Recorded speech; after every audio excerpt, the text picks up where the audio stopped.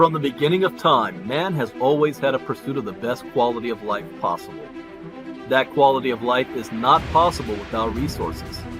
The form of resources we have accumulated has changed over time from cowrie shells, state-controlled money, precious metals, real estate, and stocks and bonds. Over the past 100 years, the world has been dominated by the US dollar and its reserves. But everything that has a beginning also has an end. A new financial revolution is upon us with the emergence of a digital economy. The way we earn, spend, and accumulate resources is fundamentally changing. A new asset has appeared that the wealthy have overlooked. Bitcoin has become the best performing asset of the past decade by far. With only 21 million ever in existence, there are more millionaires and billionaires in the world today than there are Bitcoin. Just by holding 0.25 Bitcoin today will put you in the top 1% asset holders in the world in the next 5 to 10 years. If you had invested $100,000 in Bitcoin in 2013, today it will be worth more than $15 million. Bitcoin billionaire Raoul Pal says, Bitcoin's performance is so dominant and so all-encompassing that it is going to suck in every single asset narrative dry and spit it out. Never before in my career have I seen a trade so dominant that holding any other assets makes almost no sense. This is not an industry you can afford to ignore. If you want to remain in business, then you must adapt. Are you offering services in Bitcoin? Are you accepting payments with digital currencies? Have you adopted blockchain technology? Blockbuster Video at one point was the most dominant video service in the world. They had the opportunity to be part of Netflix, but they ignored the changing technology. Where is Blockbuster today? Where will you be tomorrow?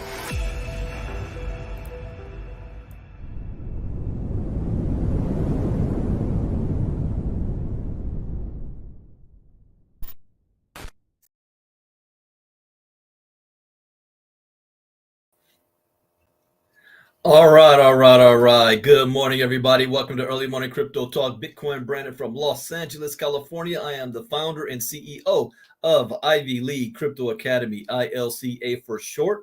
Go ahead and type in the chat box where you're listening in from. We are streaming on Facebook, YouTube, Twitter, and StreamYard directly itself. This is a Saturday morning. It's a beautiful morning here in LA. I look forward to enjoying the rest of my day today. Hope you guys have some good plans set for today. This is our public crypto talk for the ILCA. Normally, we have an inner circle where we do crypto talk Monday through Thursday just for the inner circle. You've got to be a paid member in our ILCA community to get that.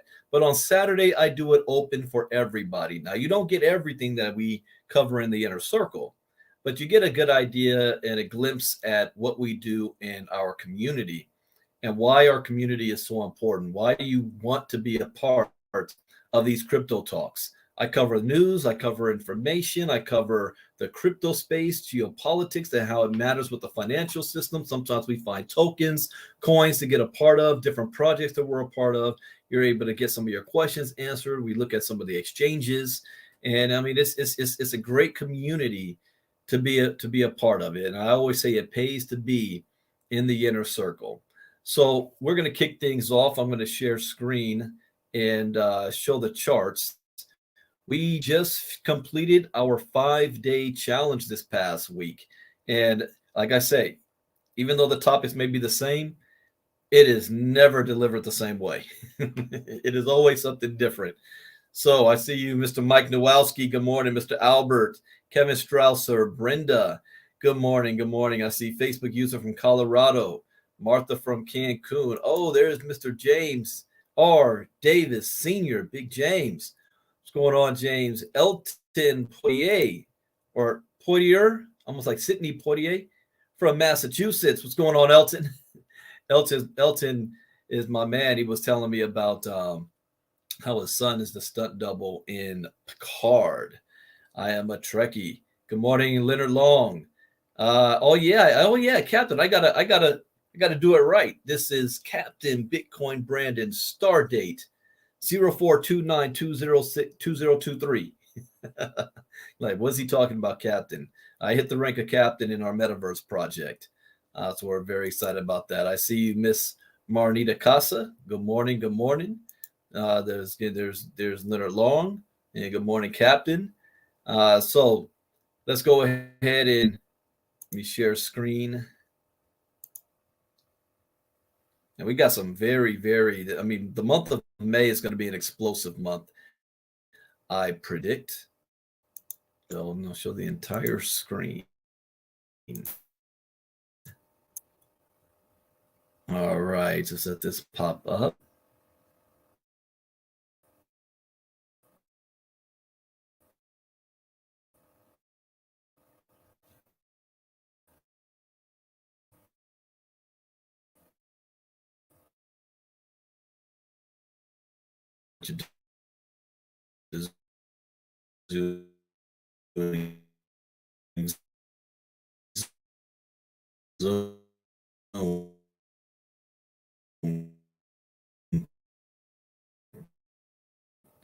StreamYard has been acting up with me.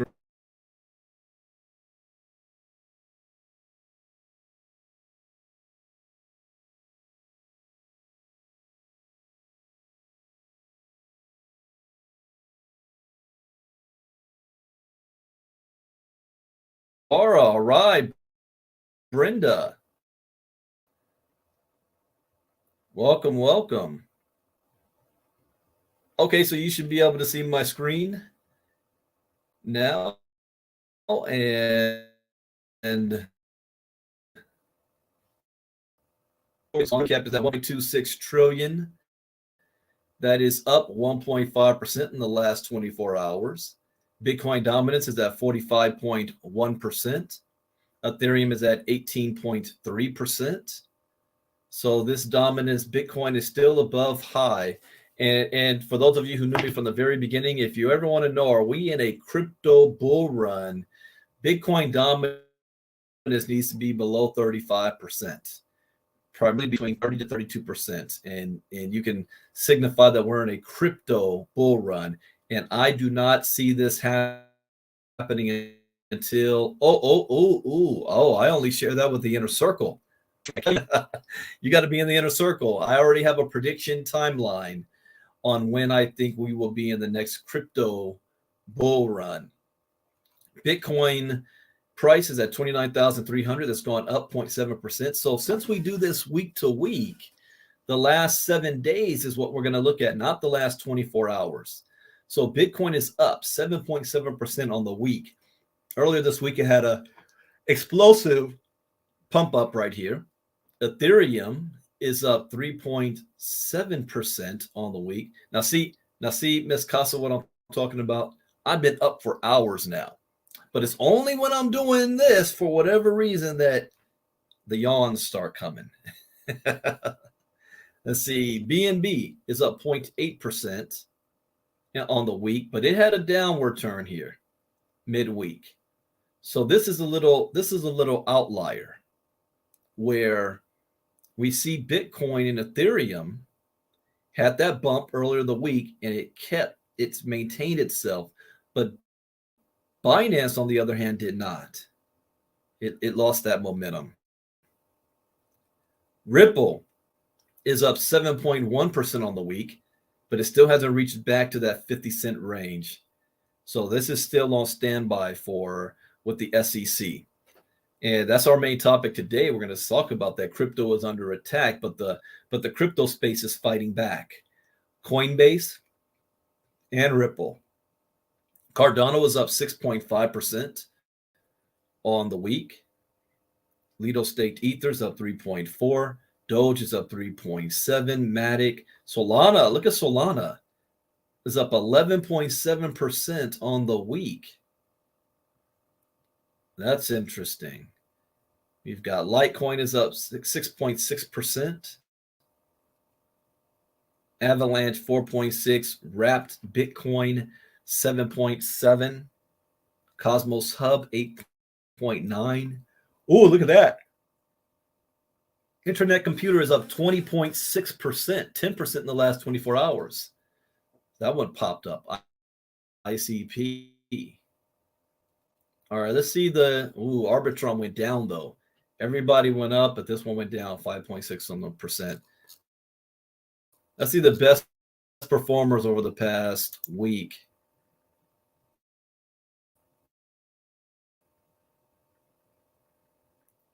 Up 49.8% on the week. Radix 41.4%. Caspa are 20.6. BitGet 19.8. Injective 15%. Conflux 14.9. So these is all good.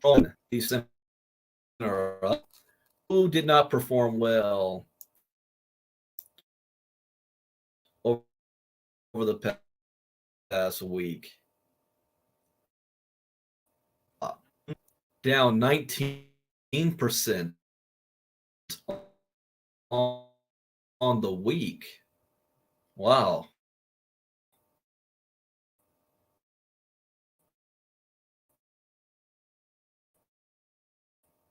And then Zilliqa down 6.3, down 3.8. Frac share 2.7. And that's about it. So the crypto market had a pretty good week. Those of you guys in our inner circle, we put down 3 tokens that we were watching this week. That love-hate token. I've been having problems with that one. I bought it. Let me see if it has even shown up on in my Trust wallet. I did not even look at this yesterday. Nope. Let's see. No, it still has not. So I'm going to have to investigate that. I think I got like $100 worth. And it is still, well, let me pull up through the browser.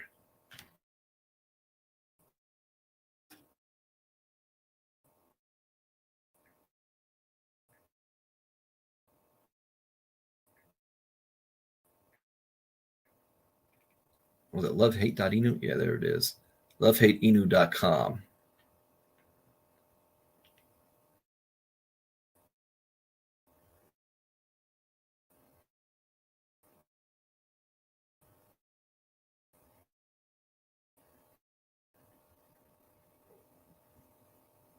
Yeah, this one's weird. Normally, if it goes to something like this, it automatically have Connect Wallet. It connects directly to my MetaMask or my Trust, and it connects my account, and it should show my coins here. All it has is buy now, pick your wallet. I already did all this, and I already bought it.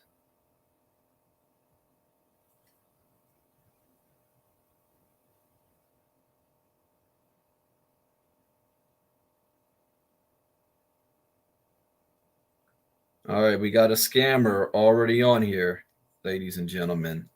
So I will not ask anybody to do any type of airdrop, participate in a transfer.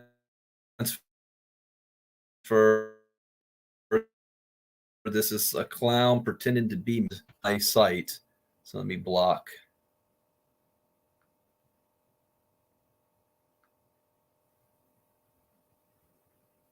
Ban from page. All right.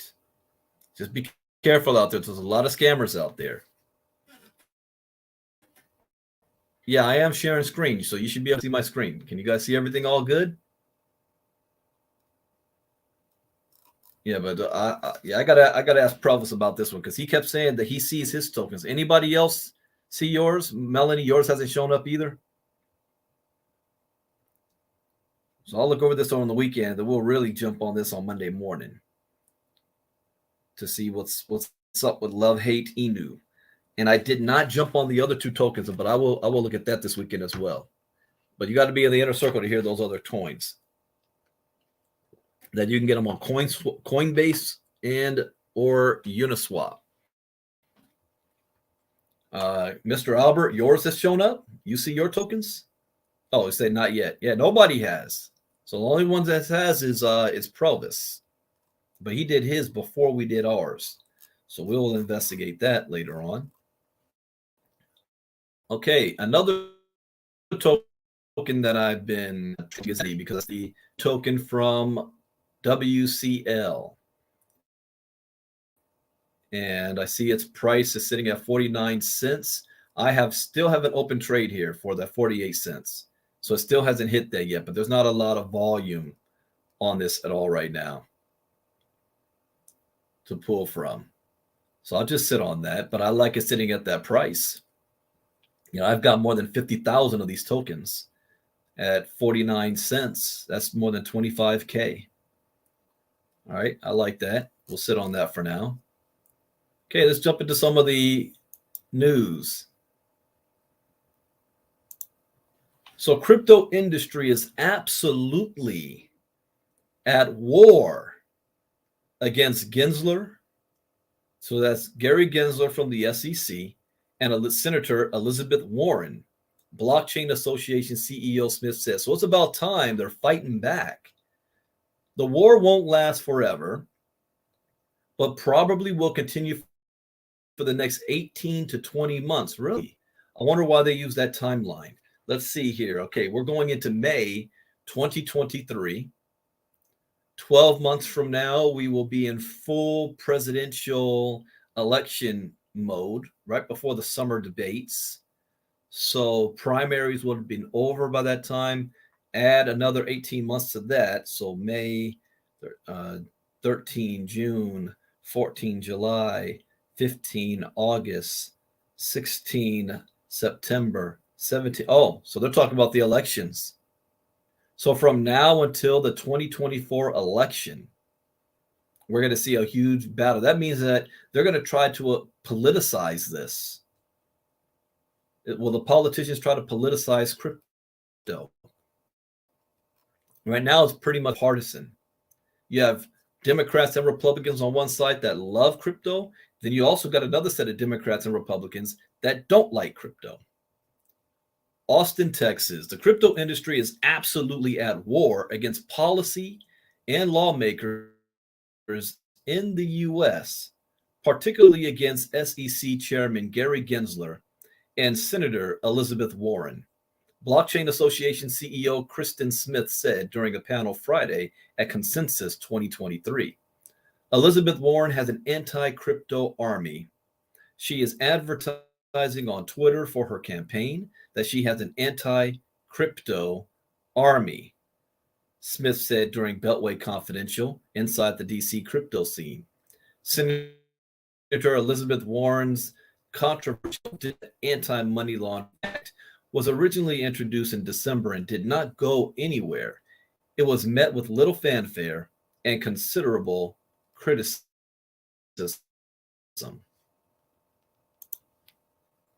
Smith, however, provided a glimmer of hope for the industry during the panel, saying that a pro-crypto army, including the Blockchain Association, are fighting in Washington every day for the industry. There's a reason that Elizabeth Warren has stalled her bill. That's because she lost co-sponsors, Smith said, and that was because of the lobbying effort and education effort that went on from the pro-crypto groups. Okay, now let's see, there's other news in this same area. And demagoguery, say that right? Demagoguery, yeah.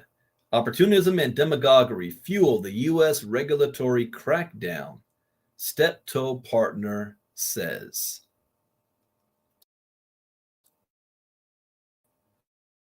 Steptoe partner Jason in Austin, Texas,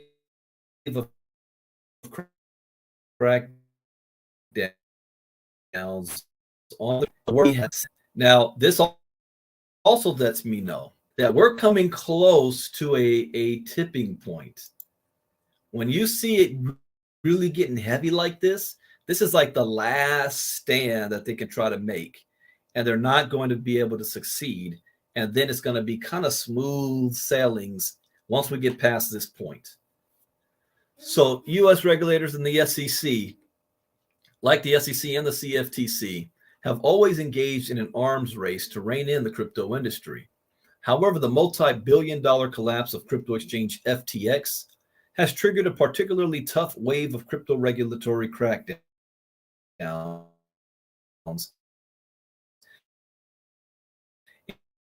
including those on prominent crypto cracks, a circumstance in which agencies tripped over themselves so aggressively to show how tough they can be on a lawful industry. Recent attempts to strong arm crypto have also affected a large swath of the industry, including both centralized cryptocurrency exchanges and decentralized finance protocols. The severity with which regulators have attacked the industry, he says, has much to do with the embarrassment of the collapse of FTX caused politicians and less to do with the broader cryptocurrency industry's activities. I agree with that. How did I ban this clown and yet he's still able to get in here? Let me do the cells. Prevent permission from coming. I want to do more than that. Ban. Unless they're creating duplicate accounts like that and popping right back up on me. All right, got rid of him. Okay, so here's what he says in layman's terms. FTX was one of the largest exchanges in the world. Sam Bankman-Fried was spending a lot of money donating to politicians. He donated to both the Republicans and the Democrats. However, he donated a whole lot more to the Democratic Party because they're the ones that were in power. He met with the SEC like 7 times last year. So he was in bed with the politicians. And then when it collapsed, that's when everybody wants to start to point blame. So what started this was the Republicans jumped all over this and said, see, all the Democrats were getting money from a scam crypto company and it helped them win the election of 2020. And because the Republicans started screaming bloody murder and pointing the finger at the Democrats taking money from FTX, the Democrats turned around and said, "Oh no, we didn't know what was going on. We have nothing to do with that." So now they have to act tough against crypto to prove that they weren't in bed with the crypto industry. So you see how this is why I said I hope this doesn't get political, because when it does, we're the ones that's going to get hurt. It has nothing to do with the industry alone. It has the Democrats trying to feel tough and the Republicans using the FTX debacle to point blame at the Democrats. So I hope that makes sense. The FTX case made the regulatory environment worse, but the FTX case is not about crypto. It's about good old-fashioned fraud and self-dealing. The same kind of shit we saw in Enron. It's an environment that has caused both startups and more mature companies to seek a life raft to get the hell out of the United States, according to Weinstein. Startups and mature companies are asking how they can locate outside the United States to try to avoid U.S. jurisdiction, not because they're trying to do something wrong, but because the U.S. makes it hard to innovate and build even when you're not trying to do it. Rebecca Rettig, Chief Policy Officer at Polygon, warned the tougher regulatory environment could fuel a mass exodus of crypto companies from the U.S. However, the U.S. loss will hopefully be another country's gain, she said. See, that's the problem right there. And that's why they're going to try to get rid of the SEC in some form of way. Now, that's never going to happen. The SEC is not going to get disbanded. but they are going to get checked hard. If Coinbase leaves and sets up shop in a different country, which they are in the process of doing, the SEC is going to have a huge blowback. Your job is to protect the consumers, the population, not run American companies out of the country. That is hiring Americans, that is adding to the tax base. Your job is to make their business easier and safe. And the SEC is not doing that. So the only response that crypto businesses have is, we just can't do business in the United States. Tell me how that is good for the United States. Even if you're against crypto, how is that good for the United States?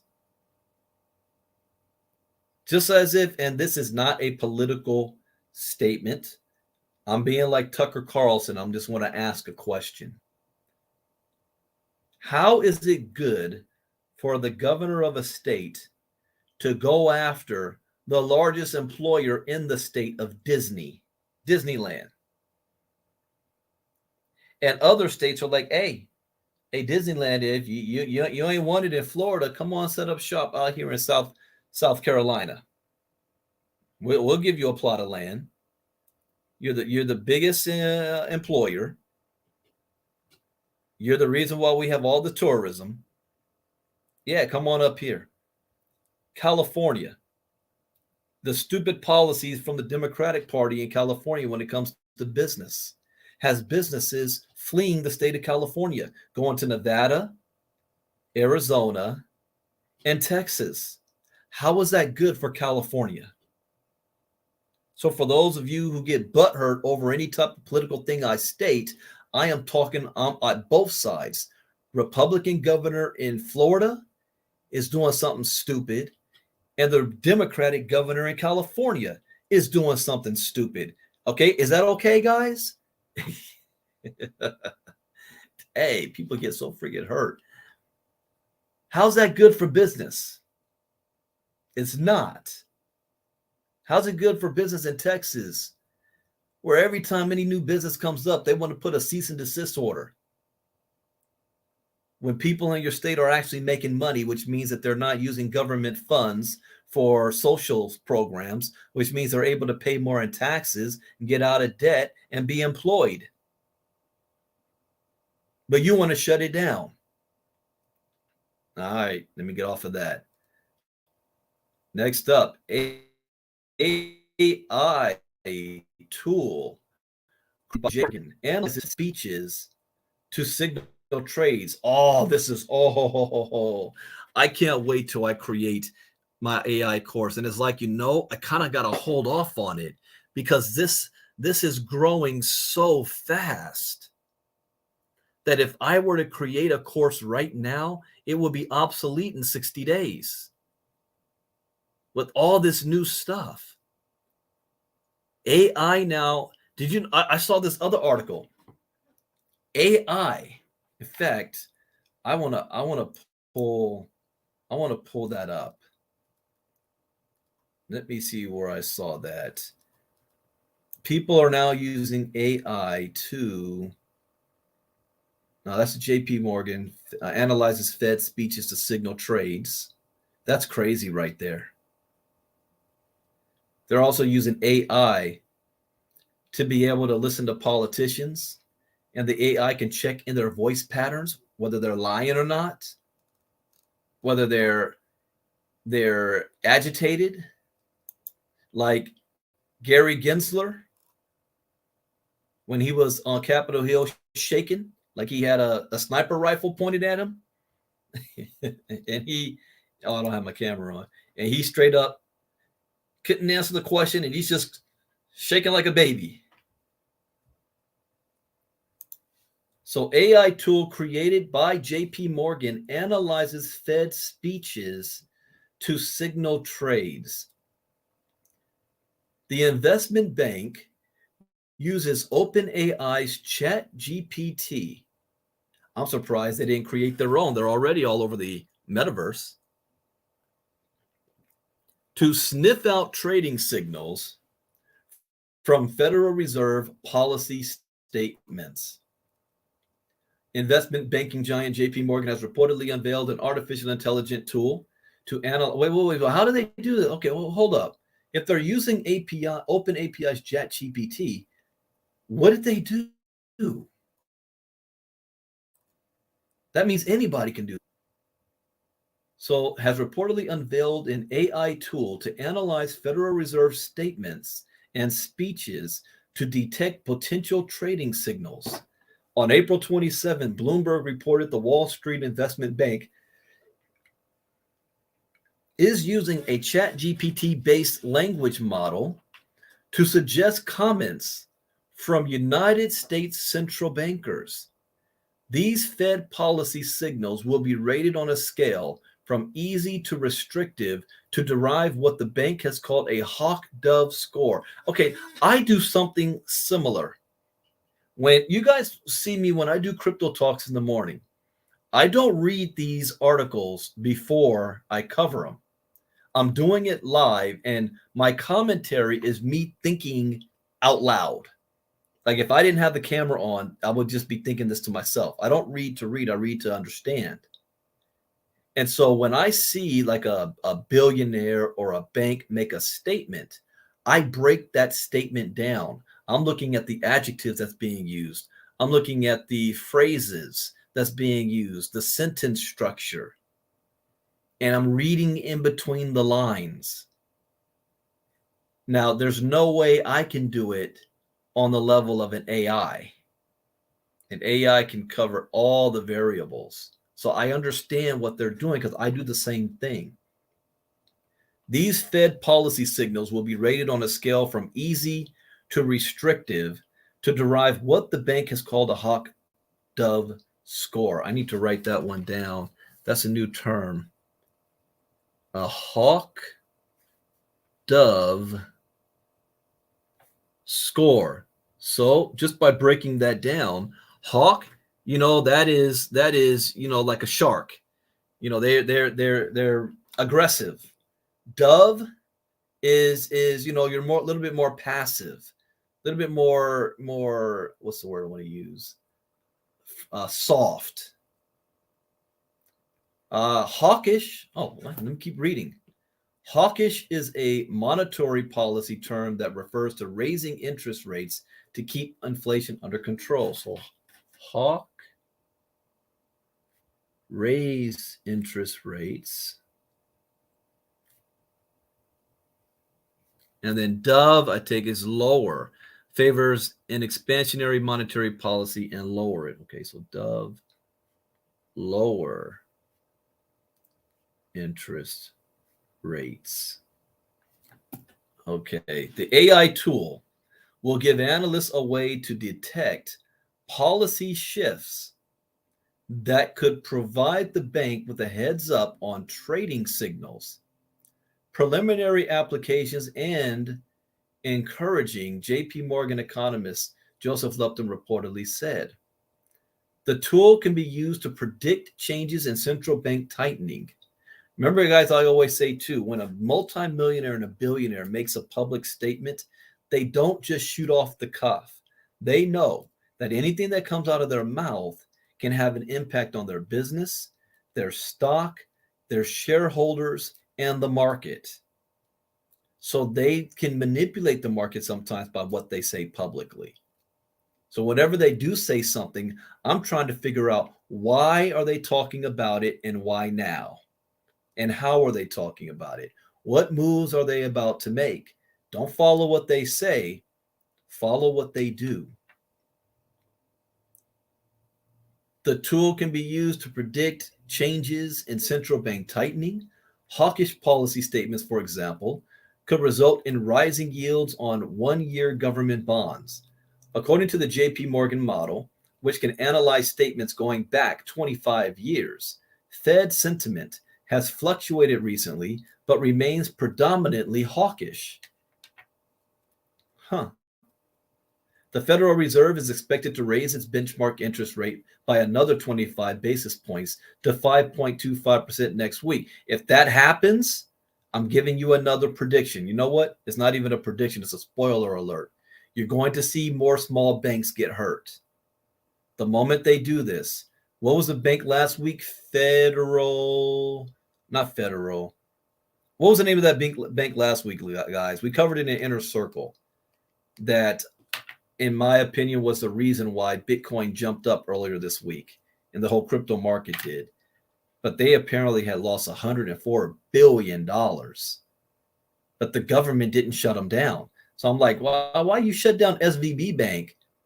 But they, because they dropped 40 billion. This bank has dropped 107 billion, and you haven't shut them down yet. Increase in the hawk dove score indicates a 10% chance that they're hike in the next policy meeting.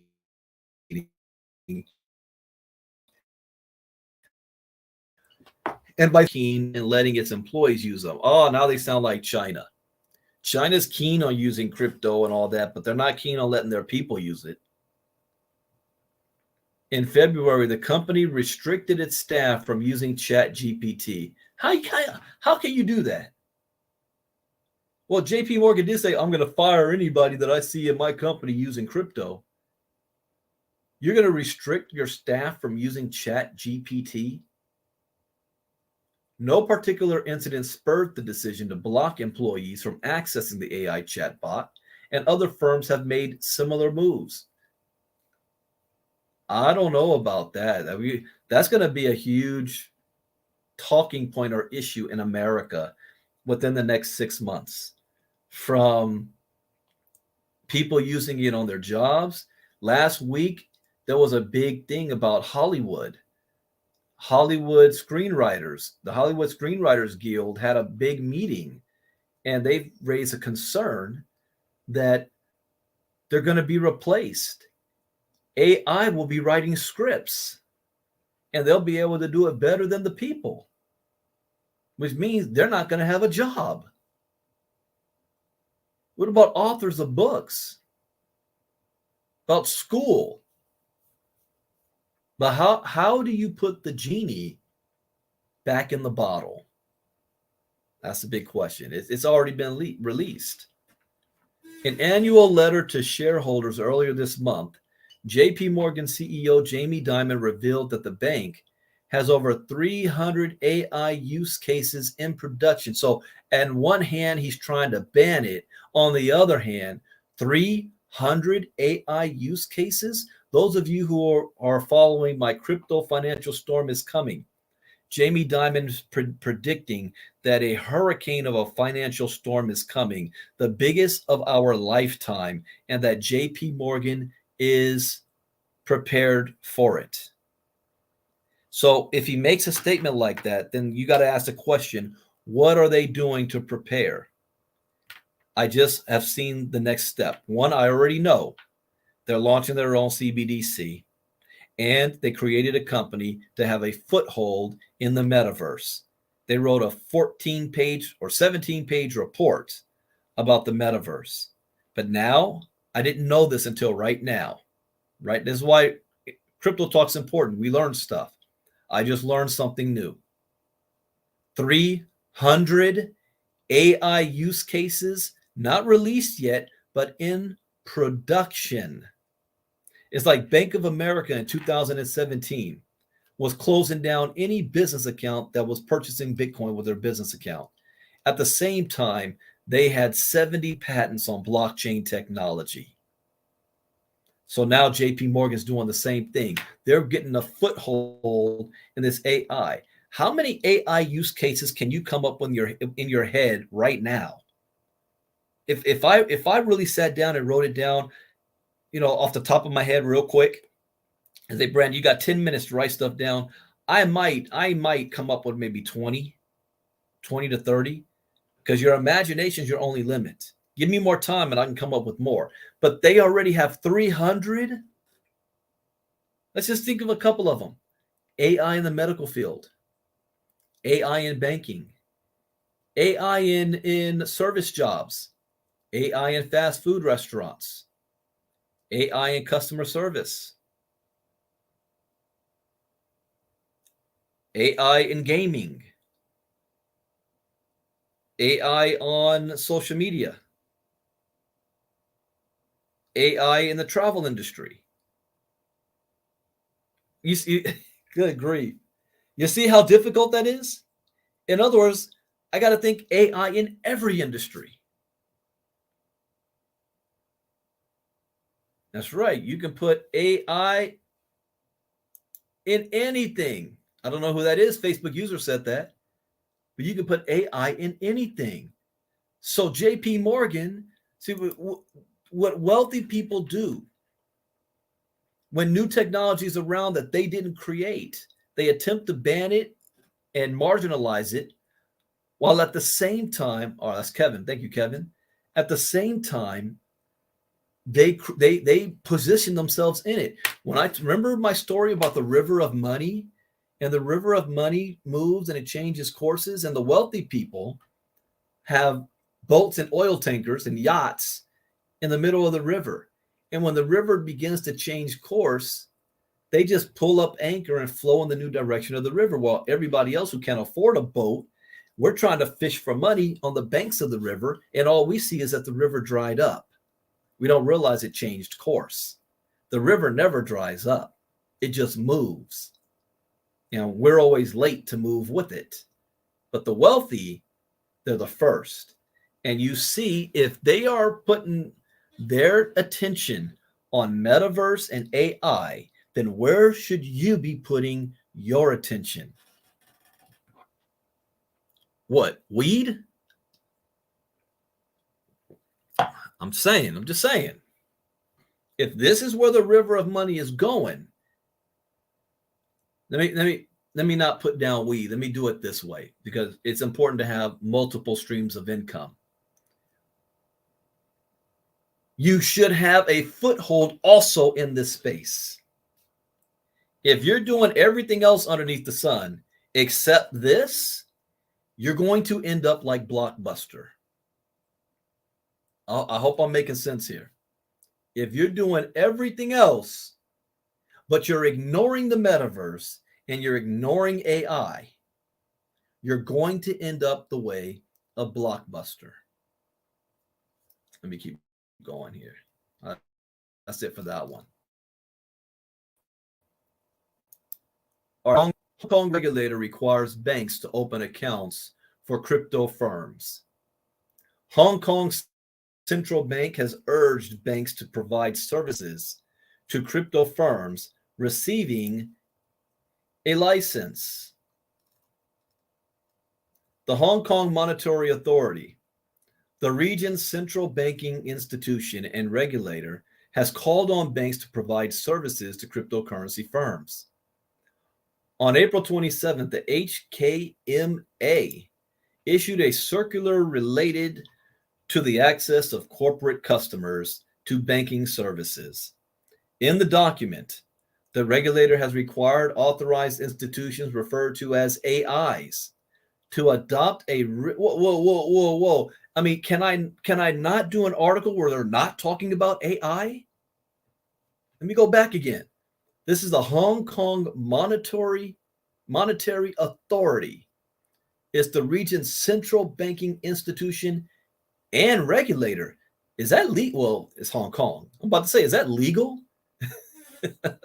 The bank to also be the regulator has called on all banks to provide services to cryptocurrency firms. In the United States, they're doing the opposite. They're trying to run cryptocurrency firms out of here. So they issued a circular related to the access of corporate customers to banking services. In the document, the regulator has required, so this is not a suggestion, it is an order. We require authorized institutions referred to as AIs. Oh, okay. That's not artificial intelligence. Hey, I have a learning disability. Sometimes it takes a while for something to click. So that's not artificial intelligence. It's authorized institutions, okay, to adopt a risk-based approach in anti-money laundering efforts. Really? So they're saying, hey, we want to take the risk. The HKMA also urged the institutions in Hong Kong to pay attention to market developments and take a forward-looking approach. That's what JP Morgan's doing. To new sectors like the crypto market. Hong Kong Central Bank has specifically required the institutions to help virtual asset service providers, VASPs. That's a term I need to write down. Virtual asset service provider. VASPS, VASPs. In getting banking services, stating AIs should endeavor to support VASPs licensed and regulated by the Security and Futures Commission on their legitimate need for bank accounts in Hong Kong. So while the United States is trying to blame bank failures on crypto businesses, in Hong Kong, they're saying we're telling the banks they must do business with crypto businesses. They're required to help them. The regulator stressed that customer due diligence, so CDD measures, should be proportionate to the risk level of customers in order not to create an undue burden on the customers. For example, if a VASP has applied for a license under Hong Kong's new crypto regulatory regime and only wants to open an account for its own corporate use, AI should provide the service even before the approval, the HKMA said. The authority wrote, authorized institutions should give due regard to the approval in principle issued by the relevant authority to VASP license applicants in the CDD process instead of taking no action until the VASP license is actually granted. And even that's still better than the United States. United States way is, we'll tell you if you're doing something right by whether we sue you or not. Additionally, the statement encouraged lenders to train staff and form dedicated divisions to support the crypto industry. So when I talk about blockchain technology is going to disrupt every single industry, you don't have a choice. You can be on your 9-to-5 job, minding your business, thinking you can ignore this, and all of a sudden your boss says, "Oh, we need to start training you all on crypto." What are you going to do then? Dang, I wish I had joined ILCA 3 years ago. But now you're going to get trained by your boss. And form dedicated divisions to support the crypto industry while avoiding a wholesale de-risking approach that turns away new industries or certain nationalities. The news comes amid, you know what's going to happen here? I can see a lot of companies setting up shop in Hong Kong because they're being more friendly. The news comes amid Hong Kong preparing to adopt new crypto regulations that will officially allow retail investors to buy and sell cryptocurrencies like Bitcoin. And they're also doing this because of China. China's having the opposite approach. So they're being a little crypto haven in that region. So they will officially allow retail investors to buy and sell cryptos like Bitcoin and Ether. As previously reported, the new crypto licensing regime is scheduled to be enforced on June 1st. Dang, everything is happening this summer. Lee, this is, I don't know. I can't really put my finger on it. But I think some life-changing, don't use that word, life-changing, some transformative changes or things is going to happen between June and September. That's going to change the world. I just got this feeling. I keep seeing these numbers. You know what else goes live in June or July? It's the FedNow system in the United States. Says, while Hong Kong has been actively attracting crypto companies, some major global jurisdictions like the United States have partially impeded the industry. Several major exchanges, including Coinbase, have considered leaving the U.S. due to the government's unwillingness to develop clear regulations around crypto. According to a report by Andreessen Horowitz, the share of global crypto developers based in the U.S. declined by 26% from 2018 to 2022. Let's move on. What's going on in Europe? European bankers on digital euro. What? On what? Digital euro. ECB has no interest in users' personal data. Really? While anonymity, what's going on, Mr. Simon? While anonymity still stands as the core issue of a European CBDC, the inevitable competition with private banks also raises questions. The inevitable competition with private banks. That makes sense. The Federal Reserve in the United States has already written a white paper a year ago about the digital dollar. So it has inevitable competition with private banks. If that's the case, then remember what I said, that I believe that it was Federal Reserve's goal to cause a banking crisis in the US, that them raising the interest rates hurt banks like SVB, and then they swooped in and took them over. All this is just solidifying what I already was thinking. Inevitable competition with private banks. And what do you do with competitors? You try to kill them. As stakeholders in the European Union continue to research the potential of a single central bank digital currency, representatives of both private and public banking institutions share their opinion on the digital euro. The digital euro. In a new issue of the biannual Views magazine published in April, the topic of the digital euro received a heavy amount of attention from a number of speakers. Evelyn Whitlocks, the program director for the digital euro at the European Central Bank, lays out 3 use cases prioritized, by the ECB. These are person-to-person payments made between individuals, consumer-to-business payments, including e-commerce and purchases made in a physical shop, and payments to or by the government. The use cases are a sensitive area to private bankers, as Jerome Grivet, the deputy CEO at French bank Crédit Agricole, stated.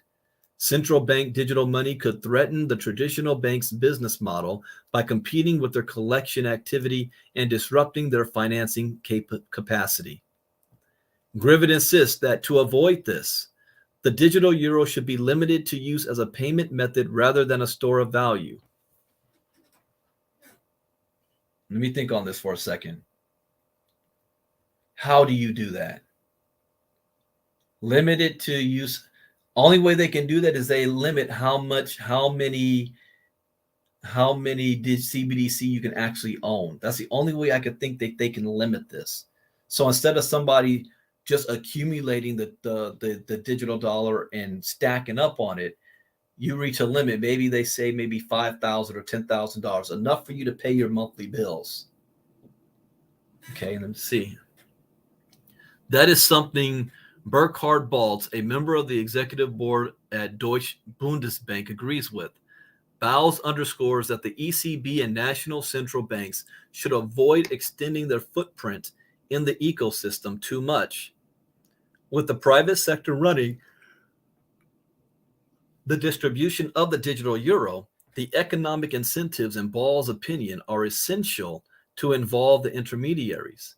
They should therefore not consider the provision of digital euro services as a sort of obligation, but should explore the economic potential by developing and competing for creative solutions. Another side of the project to be considered in using the CBDC is the customers. It is difficult to predict how customers will react to this new form of central bank money and to what extent the general public will adopt it, Grivet says, citing a not so successful example of Chinese digital yuan adoption. The ECB's Whitlocks is aware of this concern and promises that the CBDC will be user-friendly and take on board those who cannot afford a credit card or don't have a bank account. In line with its public good nature, a digital euro would also be basically free. What do you mean? A digital euro would also be free. As to the potential uses with anonymity, Whitlock claims the ECB has no interest in users' personal data and is considering solutions to preserve privacy by default and design. How are you going to do that by design? See, this is the main problem with CBDC is that the government has full control of your money. They know who you are through KYC. They can shut your account down. They can tell you what you can and cannot buy, where you can spend your money. The magazine also contains several interviews with American and Asian officials on the prospects of crypto regulation in general.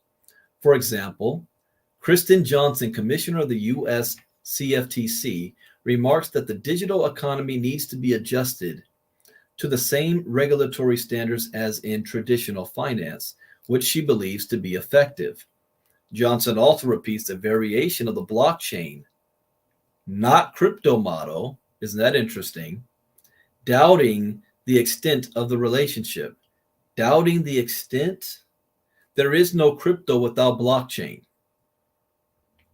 Of all the potential benefits of distributed ledger technology and private cryptocurrencies, Tomoko Amaya, a vice minister for international affairs at the Financial Services Agency of Japan, speaks about the vulnerabilities of self-proclaimed stablecoins. Liquidity and maturity mismatches, excessive leverage, misuse of client assets, and conflicts of interest. Isn't that the same with banks? It's the same thing. Amaya gives the example of her country's strict regulation as successful, stressing the importance of a tight international framework. On April 24th, the ECB released its third progress report on digital euro design. It features onboarding by payment service providers, touchless in-store sales, and online and cross-border functionalities. Published several days earlier, an analytical paper by the European Parliament's Committee on Economic and Monetary Affairs has given the digital euro a mixed review, warning about the possible disruptive effects of the project.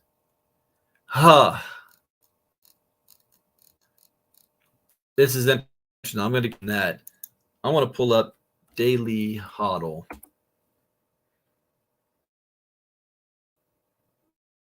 Daily Hodl News. Bitcoin to another leg up as trillions could potentially go into saving First Republic Bank. Oh, yes. Let me open that one up. Bloomberg might become very bullish on Bitcoin, but warns crypto assets will suffer. Okay. Ripple says SEC suffered setback in XRP lawsuit, predicts when summary judgment. Yeah, when will that judgment be happening? Bitcoin prime to reach all-time highs. Here's when. Okay. I'm not gonna be reading against US dollar as BRICS looks to launch. Okay. Dang. I gotta be doing 2 crypto a day just to keep trends upward. Wait. A possible Coinbase listing, Atom. Coinbase has added Atom based decentralized finance. We'll talk about that. Binance, crypto, and Robin a new on around to. Oh, all right. I'm opening up too many.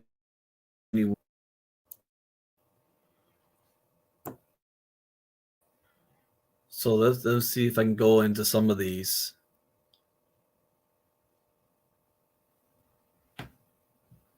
Retail trading giant Robinhood launches new crypto asset to boost coin.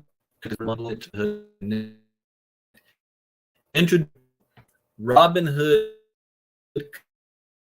Connect, a low-cost on-ramp for customers. And now I see there's a problem with my share screen because I'm looking at myself also on Facebook. So let me wait to see if this catches up.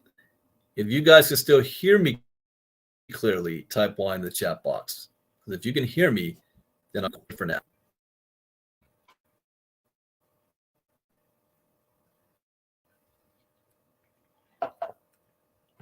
Let me refresh on my Facebook side.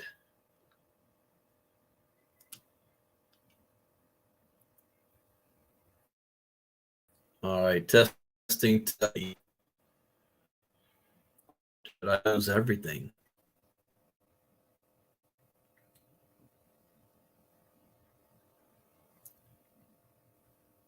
Having trouble connecting. This is often caused by unstable internet connection. Sounds garbled a lot. Okay, let me stop sharing screen for a second and bring myself back up. Let's just make sure we're all good here. That's what happened. I taxed my computer. I got about 40 different freaking apps open at the same doggone time. I forgot to refresh. So let's share screen again. I will turn off my cam. Share screen again.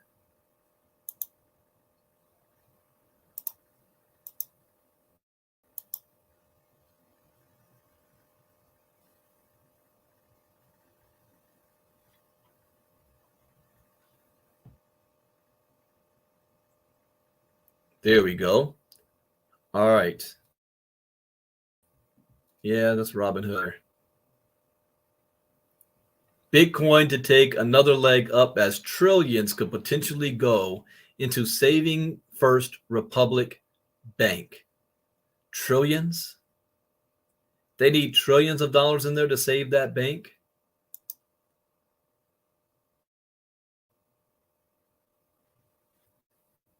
And this might not work for me. Let's see. I'm up.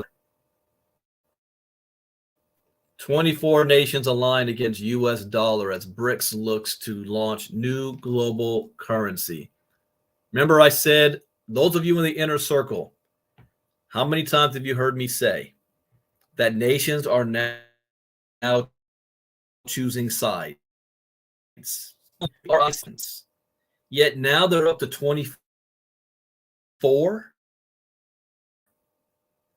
24 nations are now looking to build a strategic alliance with the US dollar, world reserve currency.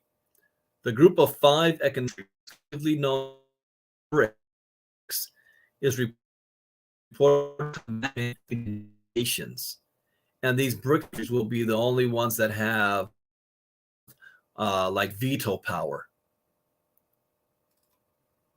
The core collective consists of Brazil, Russia, India, China, and South Africa. That right there, that's going to be the new power block in the future. Brazil, Russia, India, Africa. It's straight against NATO and the United Nations.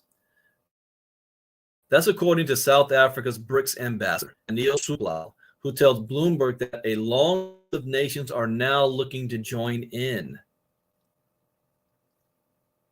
Suklal says the list includes 13 countries that have formally asked to join and an additional 6 countries that have informally requested to be part of the alliance. The alliance?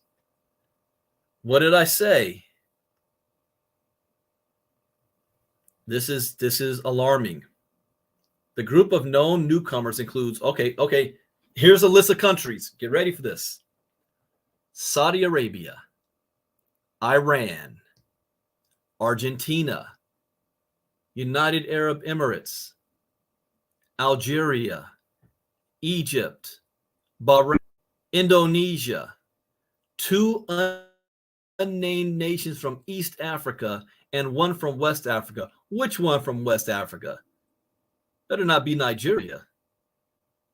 BRICS was formed back in 2006, and the original group did not include South Africa, which joined in 2010. According to the Russian state-owned news agency, Sputnik, BRICS is in the early stages of developing a new global currency that would circumvent the US dollar. All of these nations are now saying, screw America. World War II was 80 plus years ago. We don't need you anymore. They're breaking up with us. Russian State Duma Deputy Chairman Babakov says the new form of fiat will likely be backed by other assets, including precious metals like gold. Additional details are likely to emerge by the summer. How many times I keep seeing this? Between June and September, something's going down big. Did you guys see on the news what just happened with Taiwan the other day? China flew some drone craft and circled the entire island of Taiwan. Provocative. Additional details are likely to emerge by the summer, with the next BRICS summit set for South Africa in late August. These other links opened up. Strategist at 1.3 billion crypto fund says Bitcoin is primed to reach new all-time time for Bitcoin.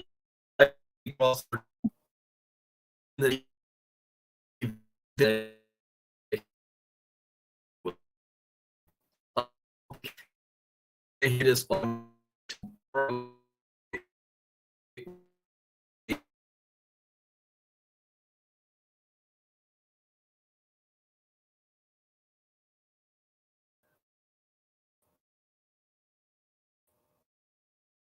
Hugin says that the crypto markets were hit by scandals last year, but that digital analytics covering out leverage. $1,000 level. I think we're eventually, we had a reset last year with all the issues that crypto had around FTX and Luna. It had gotten too big, too fast, and we blew up. But we've cleaned up, and now we're up 77% year to date. It's the best performing asset class in the world. Now you guys don't hear me at all.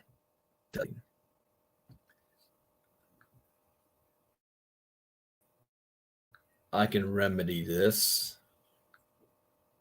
The sound.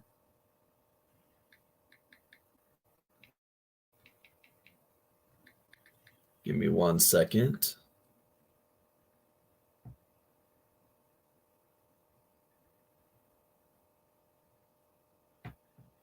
All right, I'm switching. I'm turning off my sound here.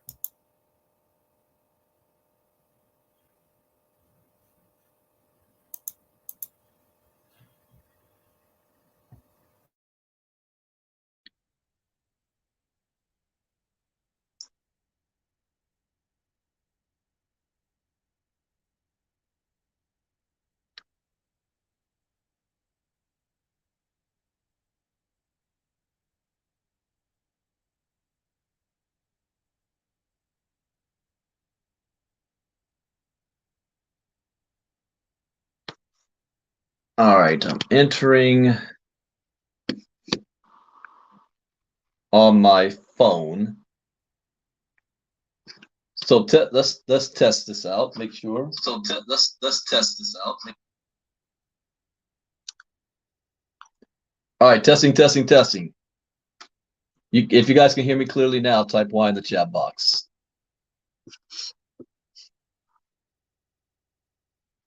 There we go. You should be able to hear me and see me.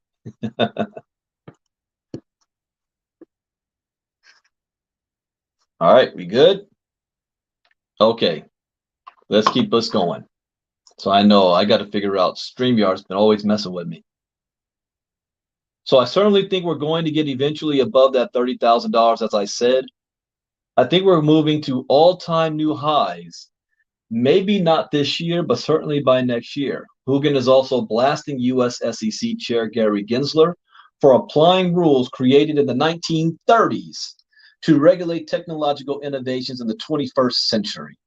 This is the only industry in America that's begging for more regulation. We're asking for more rules, more clarity, so that the benefits can apply to the American people. And Gensler and the SEC are trying to apply these rules that are written in the 1930s to a technology in the 21st century. It doesn't work. It doesn't work. I agree. Okay, let's see if this last article comes. Oh, Ripple. Ripple says that they suffered a setback. Ripple says, oh, SEC suffered a setback, not them. The SEC suffered a setback. Ripple says that the SEC recently suffered a setback in the lawsuit that the market regulator filed against the payments firm, alleging XRP to be an unregistered security. In its XRP markets report for the first quarter of 2023, Ripple says that testimonies from some of the SEC's experts were struck out from the court record in an opinion delivered by the lawsuit's presiding judge, Annalisa Torres, last month. On March 6th, the court issued a 57-page opinion deciding which opinions of the SEC's and Ripple's experts can be considered on summary judgment, and if needed, at trial, and which opinions need to be stricken. Specifically, the SEC's experts' testimony regarding the reasonable expectations of an XRP purchaser was struck from the record, along with their expert who attempted to determine what caused the price of Ripple to change. On when the summary judgment is likely to be delivered, the payments company says Ripple expects a decision on summary judgment in 2023, though timing is ultimately up to the court.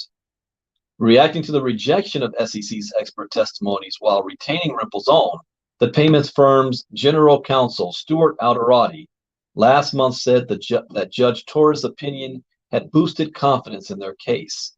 On the flip side, our experts that explain how Ripple's contracts clearly differ from those in Howey tax treatment of XRP, not a security, accounting treatment of XRP, not a security, and currency experts on XRP, not a security, are all allowed to stay in.